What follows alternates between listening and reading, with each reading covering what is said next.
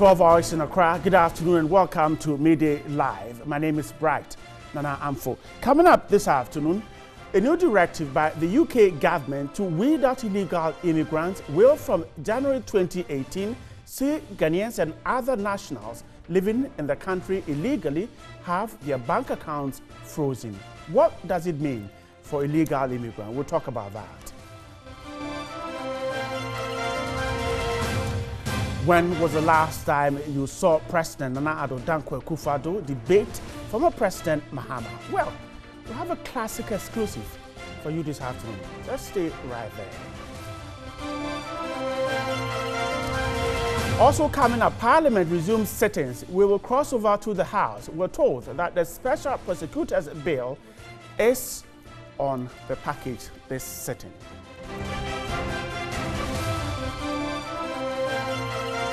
Placement of students into the various senior high schools under the free senior high school program ends. We will assess the process as some parents are still trooping to the Secretariat.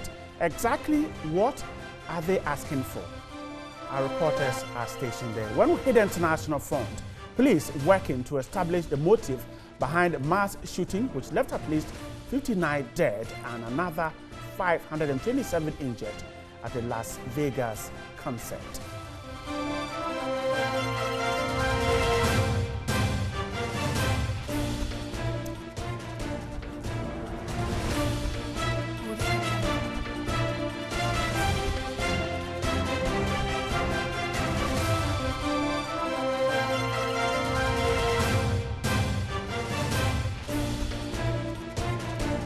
And with us, my name is Bright Nana Amfo, and let's settle down for the details of the bulletin. Beginning from here, 70% of small-scale miners would have to secure fresh certificates if they want to remain in business. The Lands and Natural Resources Minister, John Peter Amewu, who made this known, said he will propose to Cabinet to extend the ban on illegal and small-scale mining since an initial assessment indicates set targets have not been achieved. NG Alaska Mining Company in the Amenfi East District. The sector minister said he would recommend an extension of the ban. Precisely, of course, there's going to be extension because we haven't achieved what we're looking for. But we put in modalities, and during the extension period, a lot will be done. We're talking about regularizing the whole system. At this stage, for me, I don't think that it's proper for us to say go back. No, we cannot do that. And they themselves know. They know all those guys who are fighting for this, they are just few in the society. There are few of them. The millions of Ghanaians downstream, Accra, Kumasi, and other places who are suffering. Peoples are becoming mentally degraded because of mercury issues. He said small-scale mining licenses secured during the last days of the previous administration will not be recognized, while 70% of small-scale miners would have to secure fresh certificate if they want to remain in business. As for the small-scale licenses that are existing already, well, pronouncement will be made because most of them are not going to be recognized. If they are not going to recognize, then it means you should begin to make effort of coming for new registration. Okay? Most of those small-scale licenses, 68 to 70% of them were issued in December, very close to the elections. I mean, we cannot accept things in this manner, done haphazardly without any due, cause to lay down procedures. And so, yes, of course, I can say in all authority that for me, the best way, again, it's going to be an extension. Government in March this year placed a 6-month moratorium on illegal and small-scale mining to halt the massive destruction of the environment and pollution of river bodies. An anti-galamsey task force codenamed Operation Vanguard was set up to help fight the menace.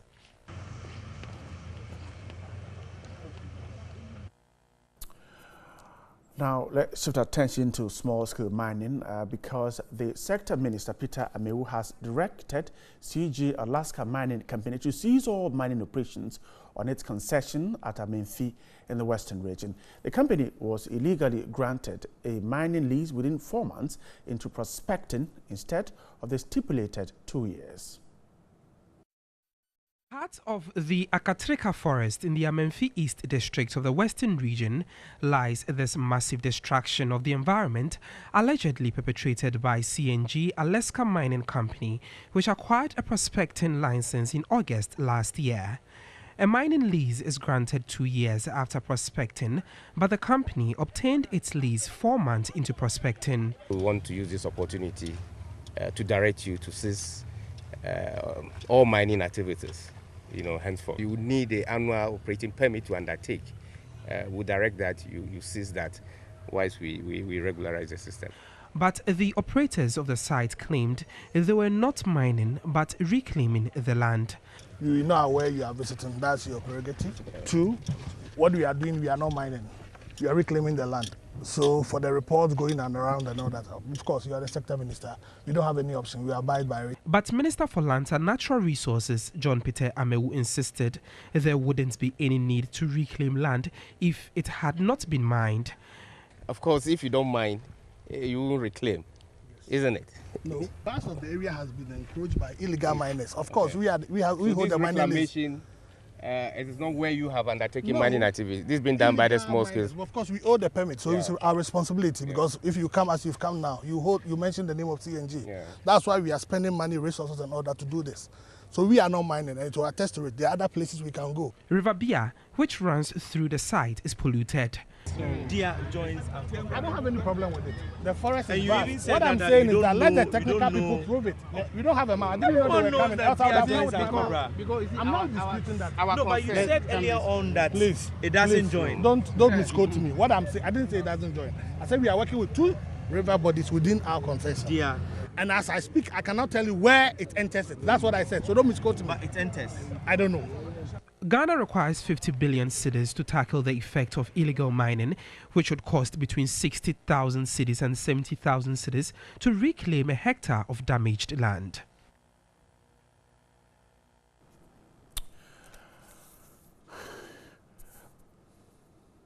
We'll get back to you on that story and speak to the small-scale miners, but let's shift attention to some other issues this afternoon. A new directive by the UK government to weed out illegal immigrants will, from January 2018, see Ghanaians and other nationalities living in the country illegally have their bank accounts frozen. The move follows the UK government decision to force banks and building societies to freeze the accounts of failed asylum seekers, foreign national offenders, and visa overstayers. The measures form part of the Prime Minister Theresa May's plans to create what is termed as a hostile environment for illegal immigrants in Britain, and the accounts of those identified will be either closed down or frozen. However, those identified will be presented with the opportunity to justify the accounts. Those able to prove themselves will have the accounts subsequently unfrozen. Banking consultant has been speaking about this development, and soon will join me in the studio.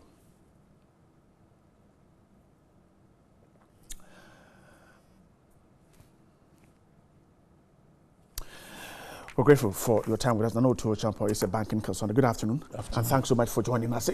How dire is this situation to those who are living there illegally? Well, dire in the sense that financially they will be worse off. It is not anything new. There has been, it's been part of the banking laws in the UK, for that matter, globally. That when you are opening a bank account, you have to prove your identity. Right. So in the UK, a passport is an identity, driving license, but you can't get a driving license unless you've got some right to stay in the UK. So once you can use your passport or driving license, then the account will be open.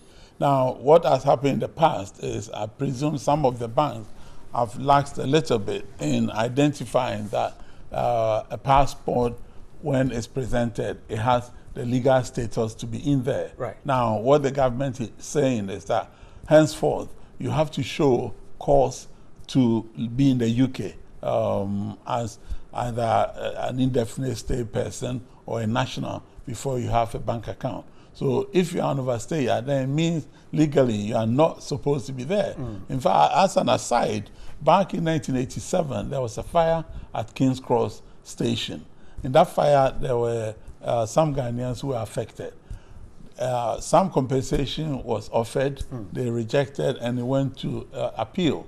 On the appeal, the lawyer for the other side, i.e. the government claiming, investigated and realized that one of them was an illegal immigrant. So all he said was that legally you are not supposed to be where you were, so you are not entitled to anything. And the court accepted. I see. And he lost it. So all they are saying is that you don't have a right to open a bank account if you don't have a right to be there. I see. So should the UK government be worried about the impact on the banking sector in that part of the world? Well, I wouldn't think the figures are so huge. You know, I mean, you and I, when we are there hustling, how much do we have? So we're not talking of literally millions of pounds, you know. So I don't think, although if you take all the nationality into account, it may run into millions, but they put the legality before that.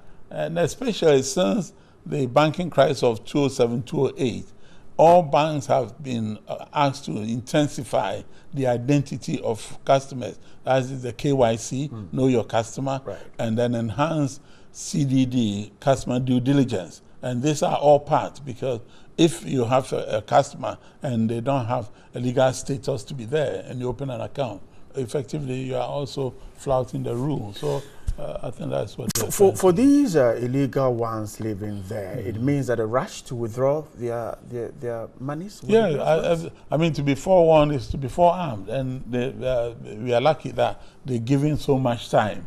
I bet if it was in Ghana, it would be immediate, but over there, they're giving them time. Now, between now and January, if you know that your status is not legal, the best thing is to go and withdraw the money from the account, that's all. Because what will happen in January is that they will not seize the account as such, but they will freeze it. You can't access it. You can't access it, and all you need to do is to go to the bank and prove your legality status, and they will give your money to you. We know remittances are a major source of funding here, even though what we cannot tell is whether they are from illegal settlers or illegal ones.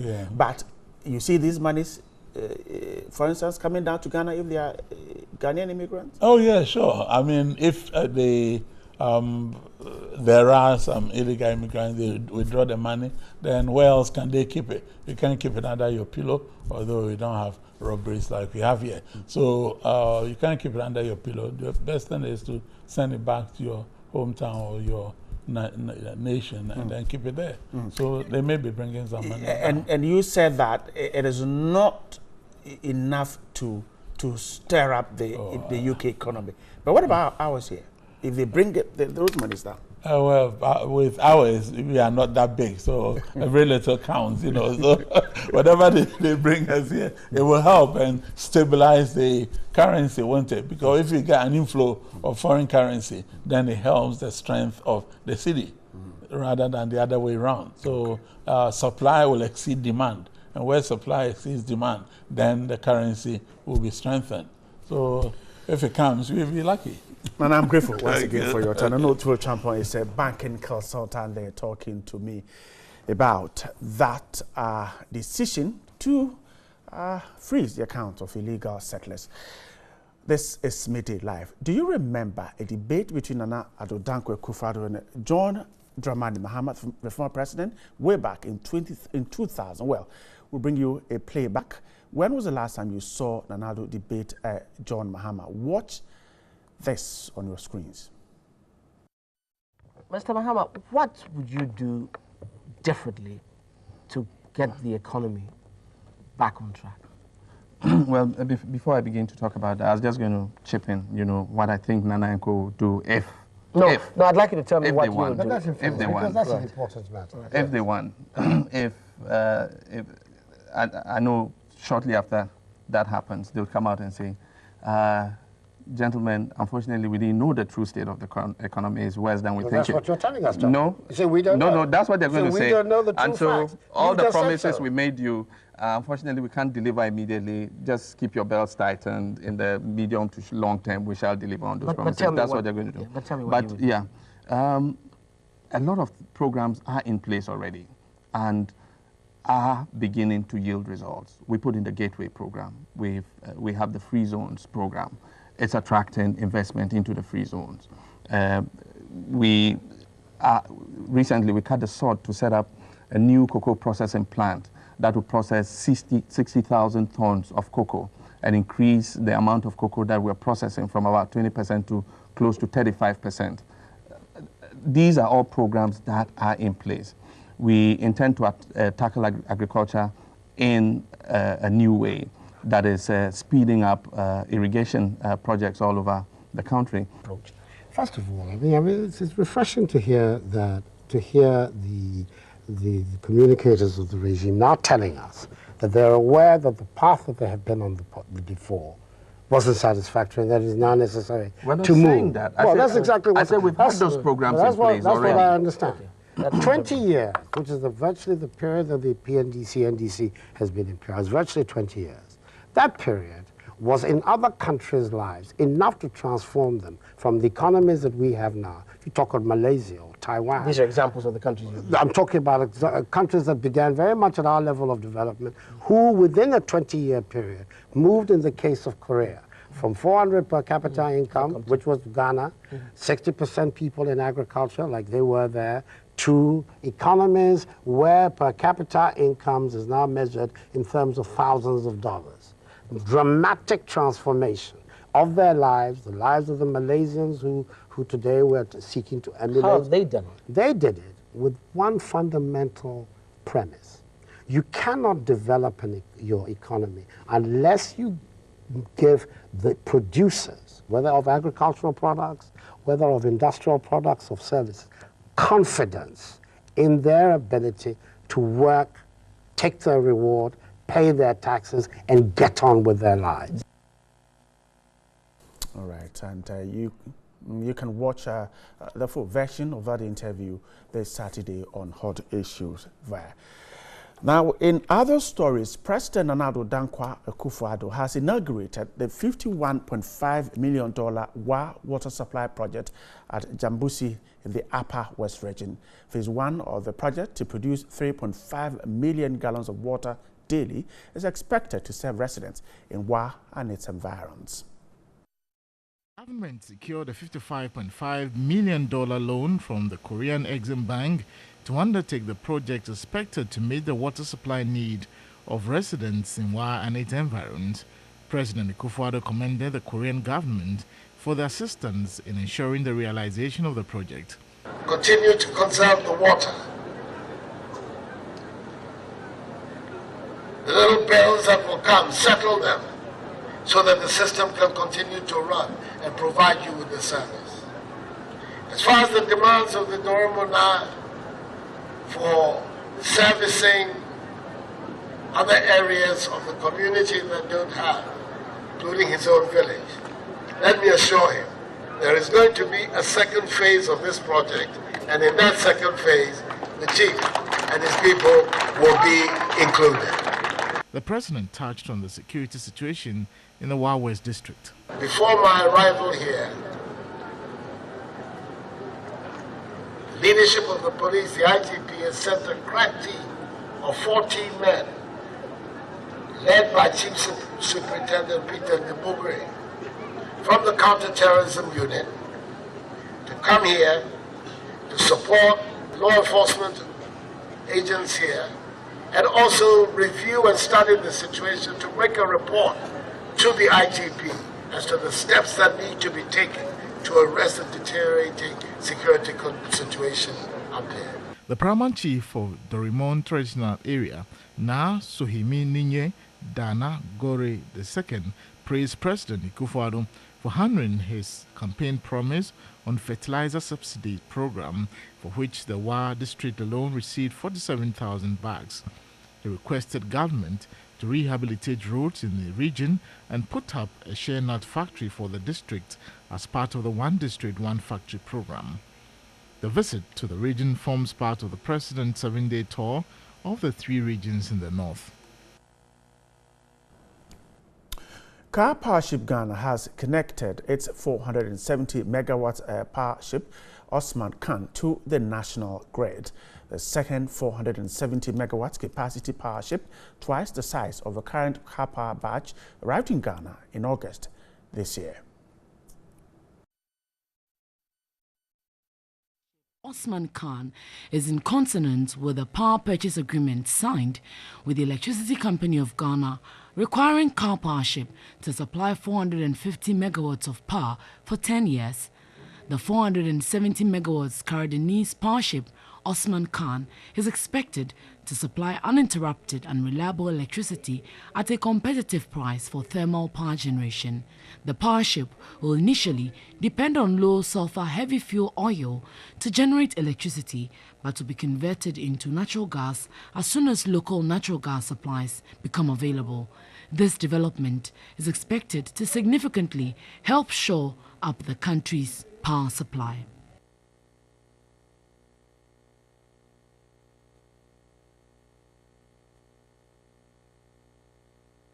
Now let's take a look at this additional power and what it means to our energy supply. Ishmael Ejekumhene of Kite is with me on Skype. Ishmael, good afternoon once again. Now, what does this mean to our power supply system? Good afternoon to your viewers.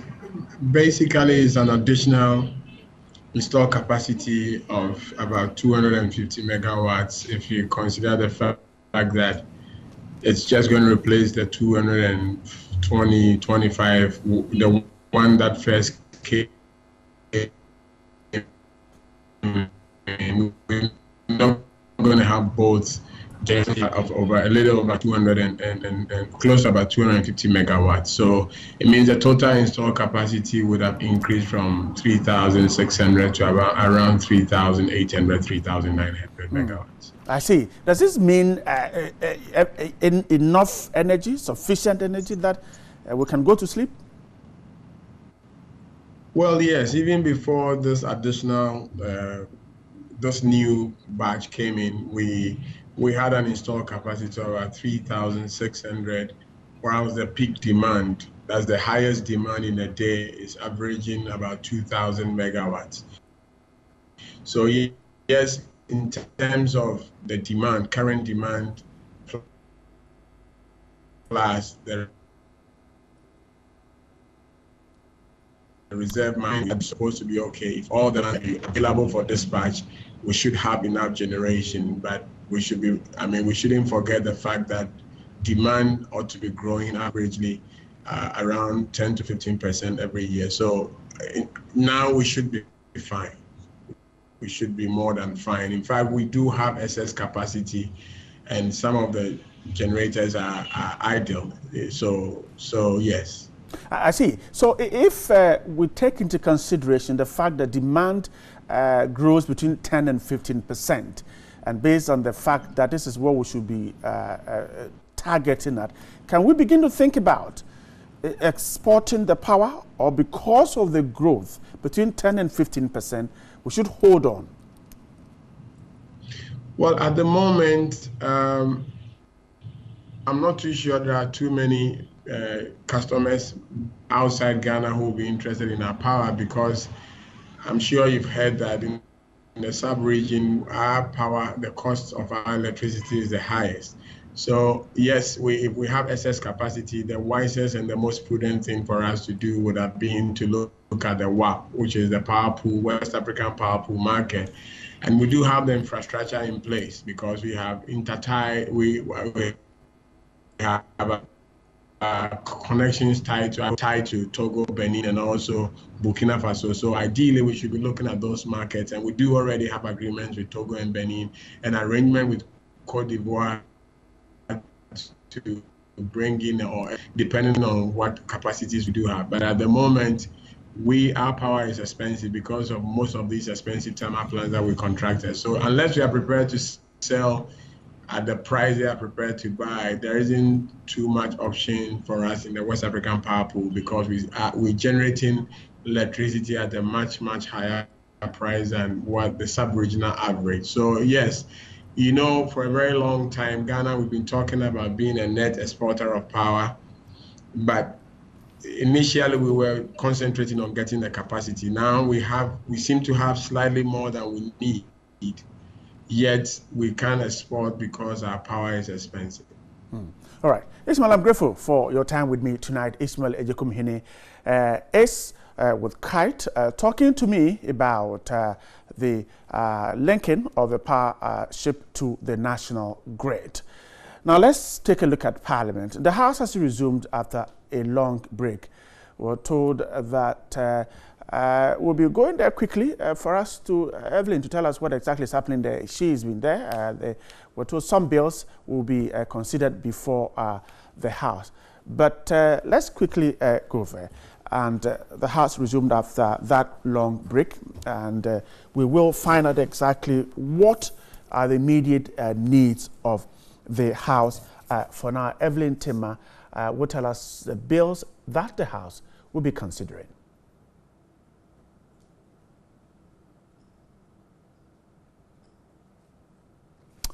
All right, we'll very soon be linking up to our reporter there in the House Parliament. After a long break has resumed, several bills are on the bill to be considered.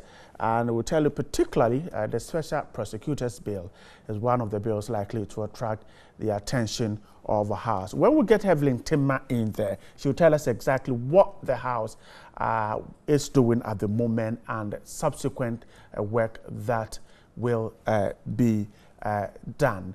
Now, let's, before we get Evelyn there, let's take you to the front of education, where we're told that the placement of the senior high school has ended. But even before we take that story, the police have rounded up 157 suspected criminals, including commercial access workers at Medina in Accra. The early morning operation was to rid the city of criminals. The police swooped on a large parcel of land adjacent the Redco flats near Rees Junction at Medina in Accra. Wooden structures dominated the entire stretch of vast land, with many of them being drinking spots, drug peddling and game centers. Most of these cubicles, according to the police, served as brothels. After months of intelligence gathering, a deployment of a team from the Accra Regional Police Command undertook the 2-hour operation in the early hours of Monday, October 2. 156 suspected criminals, including 46 females, 10 Nigerians and 1 Liberian, were rounded up. Some of the commercial sex workers and their patrons were arrested in the act. We would continue to ask for the support of the general public to always come when these people are arrested, so that we can do the proper screening and pin them or connect them to the crimes that we believe they have committed. A visit to the area by the Accra Regional Police Commander, DCOP George Alex Mensah, later around noon Monday, was enough to cause a stir. The police is liaising with the municipal chief executive within the area, and both of us will sit down and decide on how best they can have the place, put in a proper shape. The operation was conducted by the Regional Operation Team, comprising personnel from the counter-terrorism and SWAT units.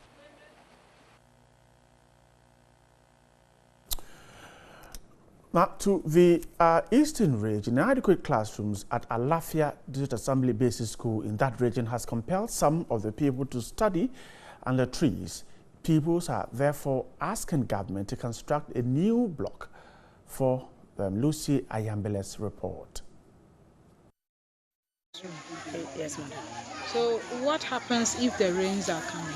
When it is raining, we pack orders to other classes. When it's raining, what do you do? We pack all the desks to the other classrooms. No, start. When it rains? When it is raining, you all leave here with the desks to the other classroom. Okay, so meaning you join your colleagues in their classrooms? Yes, madam. Okay. Which class is that? This one? This shed? Yes, madam. Hey, so do you feel comfortable in this shed as well? Oh, madam. And what happens? What will you tell government? I want to tell him that they should get us a new building. classroom for us. Start again. We don't have any water able to drink. So which water do you drink? Where do you drink? Which source of water do you drink? We went to other villages to fetch water from them.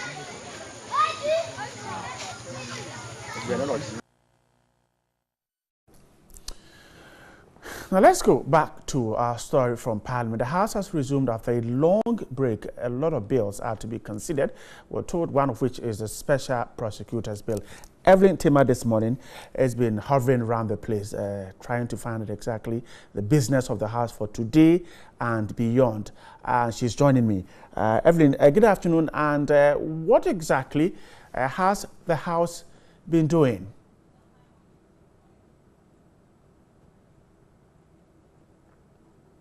From the Parliament House, where members of Parliament are expected, or they have resumed work after their 2 months break.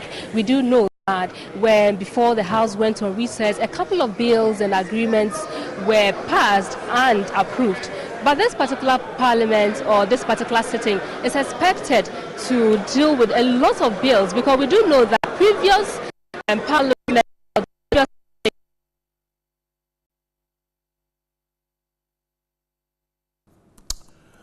Oh, we're sorry for that technical challenge. That will bring back Evelyn Timmer later on. But now, time to talk about what do you think. The debate about 4 years or 3 years senior high school.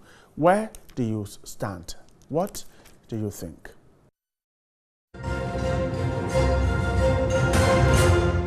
In 2007, the government under President Kufuor changed the senior secondary education to 4 years, saying that it would give students ample time to complete their syllabus. However, in 2009, the NDC government reversed it to 3 years, saying that it was enough for students to have good grades.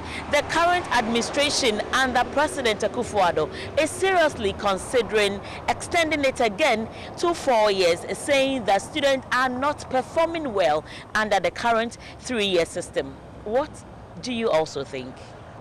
It's important they agree on one thing, because I think this back and forth thing is really affecting the students. Like the 4-year system, the teachers were already used to the 4-year system and they couldn't adjust. The students were not able to adjust immediately, so it caused poor performance among those doing the 3 years. So they should just agree on one thing and go with that. I think that the 4 years being implemented by the NPP government has helped a lot. We witnessed massive improvements in performance with high scores. So I think the 4 years policy is worth considering. I think the various parties should come together and decide on the 4 years. I mean, if it's 3 years, 3 years, 4 years, because it can't be changing like that. It's very unstable. And if now changing it to 4 years, others too are wishing that it would be 3 years. I think 3 years is okay, because with the 4 years, most of them are, let me say, a bit older. So when you keep them in school like that, it delays their time. So with the 3 years, it's okay, even though we are not able to complete all of the syllables, but then some of us manage to pass, and then you can also, if someone has passed, you can also, so you just have to adapt to that system, and then that's why I think 3 years is cool. I think that they should just agree on one thing, and I'm going to go for the 4 years, because I did 4 years myself. For a whole year, you have ample time to choose what courses you want to do and what is going to, be good for you. But with the 3 years, once they just go as fresh as they are, they have to choose as quickly as possible. And many of them don't even know how good they are. So I think the 4 years is good. It gives you ample time to choose and also to prepare very well for your WASI.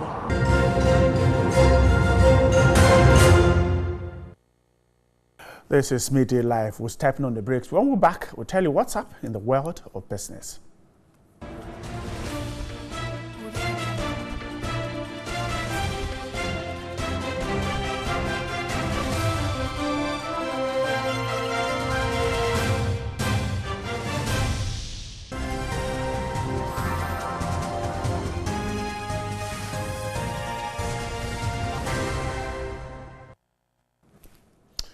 Time for business. The Public Utilities Workers Union says it will seek interpretation of Section 65 of the Industrial and Labour Act 651 at the Supreme Court.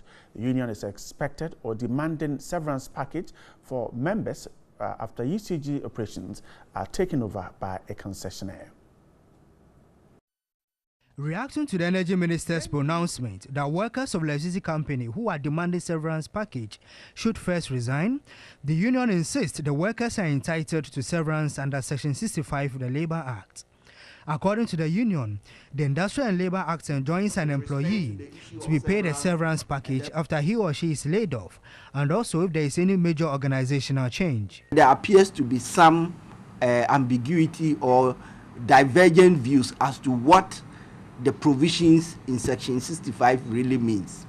We may not shy away from resorting to the court for some interpretation or declaration as to, in a situation like this, what do you do with the labor issues? The General Secretary hinted of a meeting with government to address their fears, but insisted no member would resign before being paid the severance package. If you resign, you are leaving the company. You have nothing to talk about severance. So that's why we thought that this should be something that should be discussed, and we come to some consensus. Those who want to be paid and walk away, we should give them that option. Those who are ready and willing to work, what are the framework, the transitional arrangements that we need to ensure that the company proceed on a better footing? The Power Compact Agreement between government and Midday has sparked controversy since its signing in August 2016. Disbursement was expected in mid-2016, but was delayed following protests from workers of ECG over possible retrenchment and government not meeting the terms of the agreement. About $350 million out of the total $498.2 million compact is expected to be channeled into the modernization and reduction of commercial losses by the ECG. In other businesses, the University of Cape Coast is to introduce a 4-year degree program in Chinese language by 2018-2019 to, amongst other things, prepare students for Chinese economic fortunes around the world, with China being a global hub for manufacturing and also having the largest manufacturing economy in the world. The study hopes to reduce graduate unemployment in Ghana. The years played a significant role in international trade and has increasingly engaged both governmental and non-governmental organizations around the world, including Ghana. It is the largest exporter of goods in the world and is known as the world's fastest growing consumer market. China takes pride in Confucius, a great philosopher who lived many years ago, and therefore celebrates him on every September 28, his birthday. This year's celebration at the University of Cape Coast brought together students of Chinese culture from the university community. Chinese language study centers and clubs have been set up in various tertiary and secondary institutions in the central and western regions since June 2016, when the Confucius headquarters in China granted UCC the permission to establish a Confucius Institute in the university. China director of the Confucius Institute, Professor Hu Lianchang, recounted the improvements of the study of Chinese culture in Ghana. The registration of the students for different kinds of courses, including the language course and also the arts. So totally we have already had 1,700 students. Ghana director of the Confucius Institute, Professor Ishmael Mensah, stressing on the importance of philosophy of Confucius to students, said Confucianism emphasizes on personal and governmental morality, correctness of social relationships, justice and sincerity. Already, the University of Cape Coast ran degree programs in Ghanaian languages, English language, French language, and liberal courses in Chinese and German cultures for fresh students. The director of the Confucius Institute Ghana, Professor Ishmael Mensah, hinted of the introduction of a full-time 4-year program in Chinese language. At the moment, we've been able to pass through the faculty level, the Faculty of Arts, and now the document is going to be considered at the college level. We are hoping that within the next year or so, we should have started the program. This move is in line with Sustainable Development Goal 17, which advocates for global partnership in achieving the goals. While some students shared their enthusiasm about the culture, tutors also shared their profound experiences gained in the country. 你好，你好，你好吗？我很好，你呢？我也好。Oh, your Chinese is very good. 你好吗？我也好，你呢？ are among the basic expressions easily picked in an attempt to study Chinese language. This is Midday Live. Time now for sports. Time for sports. My name is Anako Jafre. Ghana's revered boxing legend Professor Azumah Nelson has been awarded the WBC Champion Award at the ongoing 55th WBC Convention in Azerbaijan. Azumah Nelson rose to fame as a world star after beating the likes of Hector Cortex. The boxing professor is remembered around the world for his epic fight against Jeff Fennick. His first of two fights against Fennick was ruled as a draw before beating the Australian in a rematch fought 9 months later in Australia. This time, Nelson scored an 8-round knockout to retain his title and register the ring upset of the year in 1992.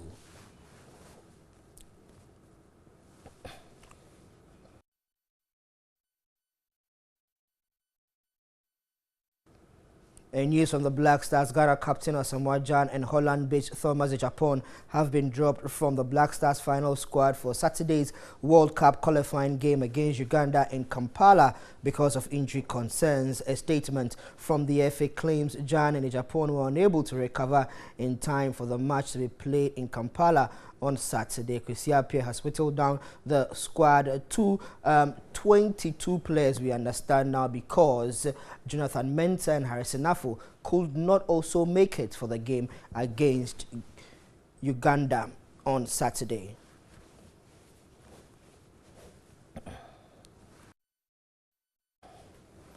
In England, Chelsea striker Alvaro Morata could be out for more than a month after injuring his hamstring during Saturday's defeat to Manchester City. The 24-year-old, who joined Chelsea for a club record of £60 million from Real Madrid, is the club's top scorer with 7 goals. Spanish team doctors diagnosed the grade 2 myofascial injury, which means he will miss this week's World Cup qualifier against Albania and Israel. Muscle injuries such as this can take 4 to 8 weeks to recover from. Chelsea next play Crystal Palace on October 14 before games against Roma, Watford and Everton.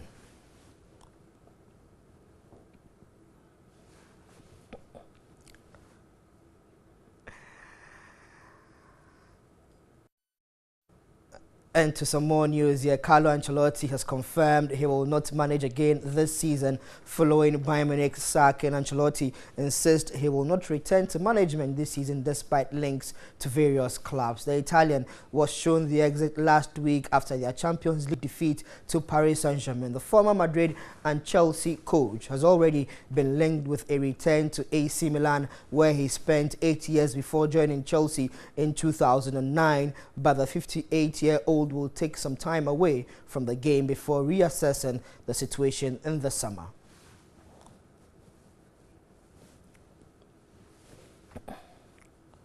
We do athletics now before we wrap up, and the nominees for the World Athlete of the Year have been released and 6 Africans are on the shortlist, although there was no place for Justin Gatlin. The world 100-meter champion Gatlin is not one of the 10 male nominees for the IAAF 2017 World Athlete of the Year. It is the first time since 2004 that the world or Olympic 100-meter champion has not been shortlisted for the title. Britain's Mo Farah is on the list after retaining his 10,000 meters title. South Africa's Wade van Niekerk is one of Farah's rivals for the title after he retained his 400-meter title in London. Caster Semenya of South Africa heads the women nominees after winning the 800-meter title in imperial style on the closing night of the championship. Ethiopia's Almaz Ayana is with her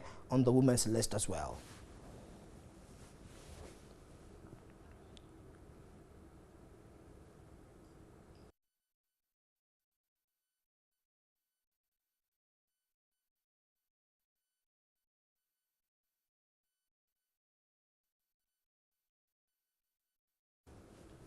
And that's all the sports here on Midday Live. My name is Anako Jaffe. Thanks very much for watching. Always a pleasure serving you. Good afternoon.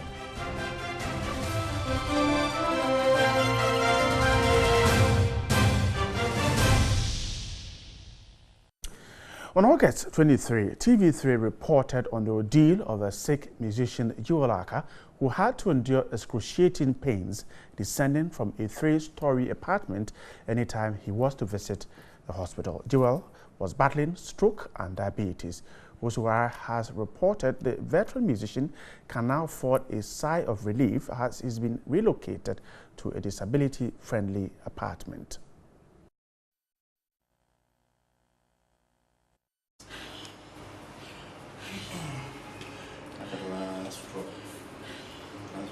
His health was worsening last time the crew checked up on him.